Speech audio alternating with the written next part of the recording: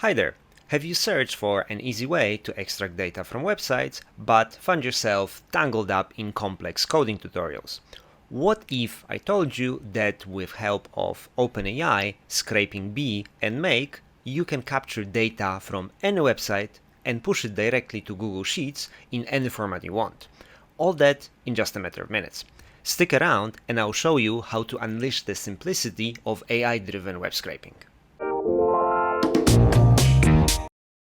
Hello everyone, this is Greg from Business Automated. Welcome to our tutorial on a simpler way how to scrape website data. In this tutorial, I'll show you how to use OpenAI API, scrapingbee, and make.com to extract data from websites without any coding. In this example, we'll build a process that will export data from Amazon search page where we are looking for a certain type of coffee machines and want to save their pricing. In this tutorial, we'll go step by step through the process of setting up a make scenario, adding and configuring a scrapingbee module, setting up OpenAI prompts to extract data from the page, and finally saving the data to Google Sheets. We'll go through all the steps necessary for this process so that you can complete the scenario by yourself, or you can also download the scenario from the description below. If you are new to this channel, please consider subscribing. That helps the channel out and allows us to create more helpful videos for you. Now let's talk first about what does it mean to scrape a website. So in this example, we are looking for a specific type of coffee machine. So you can see that we're searching for La Pavoni, and we want to get the name of this machine, whatever brand will come up over here, together with the description and price into the Google Sheet that we have prepared. So you can see we have the brand, we have a description, and we see the price. The challenge is that to be able to grab this text, normally you would need to look at the raw HTML of the page and be able to find out what are the names of the specific HTML tags that contain this price. So sometimes you would be looking for the CSS selector, sometimes you would be looking whether this is a specific type of HTML tag. Overall, this gets pretty complicated. So you need to know exactly what type of elements you're looking for, and traditionally this is what you would do with a code scraper. Additionally to that, what very often happens is that the design of the website changes, so those selectors stop being valid. Now let's talk about scrapingbee. So scrapingbee is a scraping software that actually allows you to use code and more complicated CSS selectors, but you also don't need to do it. Like, you can also extract complete text from a specific website. So now you ask, why would we use scrapingbee instead of, for example, using request, or maybe using some of the ChatGPT features like scraping a specific website? And you will see that if you attempt to be using some of those open scrapers and so on, they will not return results because they cannot retrieve the page. What scrapingbee does, first of all, it pretends to be a real browser from like a real person when it makes that request, so that it's not blocked by the website. It also executes the JavaScript code, and often without that code being executed, the website does not look the same if it's a purely automated request. So it does that, plus it also has a pool of IP that helps with some of the websites that might not like being scraped or might have some rate limiting prevention on that. So this is the reason why we're using scrapingbee, so that we can get basically the page result from any website that we want. But we will not be using the full coding solution over here. We will not be using this because scrapingbee also nicely integrates with make.com. So let's start with make.com first. So if you have not used make.com, it's a great tool to create easy API automations, and it has modules for most of the common API tools, and it basically allows you to create workflows that move data from one source to another. So let's delete modules here, and we'll start with the first module over here. So let me delete that. We start completely from the scratch. So we will add a scrapingbee, and we'll say extract data.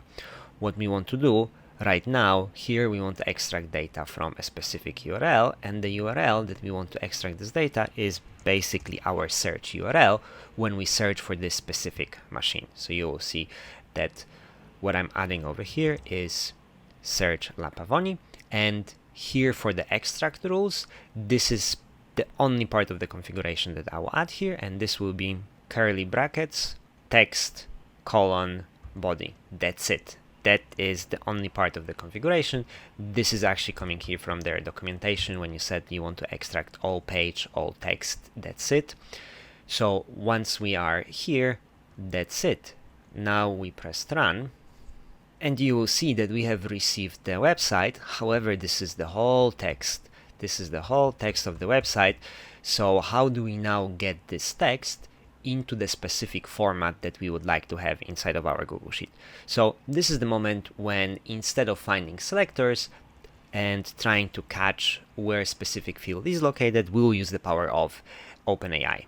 Here we will use the regular create a completion module.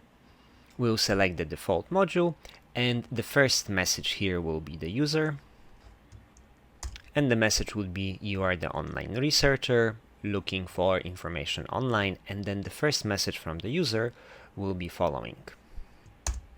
We will ask it to process website output that we'll add below and extract. Here we specify what we want. Extract prices of the product, their brand name and description. Make sure to use JSON. JSON, it's a format of storing data, so we say make sure to use JSON and use the following example. And here we have specified this in the format that is easy to understand. So here what we are saying, and this is, you can basically copy paste that. We are showing it that this is an array, so this is a square brackets is indication of array, and we're saying, okay, so return an object, a curly brackets indicates object that will have following properties. It wants to have brand, and the brand is example of the brand. Then the description, and this is the description. So we give it an example how this will look like. Then we say price, and we say the number. Then each of the property, each of the rows is separated by a comma, and if it's a number, then we don't put the quotation marks around the number, and this is it. So right now the only other setting here is that when we click on the advanced settings, we will add one other property, response format. We will say response object JSON. Now we're gonna do OK.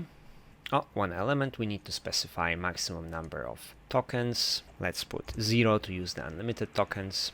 And since I'm already knowing that this will be a JSON that will come out, I will say JSON, parse JSON, so that we can get that information returned. And we know that in the response that we get from this module, it will be actually the message. So inside of the choices, we'll have the message and the content over here. So, all right, I have forgotten one crucial part over here. We're saying what should be the response, but we have forgotten to give the input from the previous page. So here we're going to click on the user, and here I'm going to say this is the website to parse. So here we're going to add now from the previous step the text, and let's run it one more time. Alright, we have gotten back the response. Now let's see. Alright, this looks much better. You can see that we had gotten around 30 different objects. So let's see what we have over here. So you can see that compared to the page, the first item is PC 16 Chrome Black 1200, and this is exactly the same price. Next one, we also have EPC 8 Euro Piccola, so I think this is this one. You can see the price might be slightly different because the website that scrapingbee sees might not always be the same thing that is showing up for you. Now we see a gasket, for example, here. Yeah, gasket replacement. This is the same item. We have Esperta Edotto 2459. You can see that this is the same product. The order might be slightly different depending on how Amazon adjusts what it shows to you. So this is pretty much it. So you can see that we got the information here. So now just the final step to be able to insert this into your Google Sheets. We will have to add one more item. This would be array iterator because we want to go through each one of those products one by one. And then now we want to add Google Sheets and add row.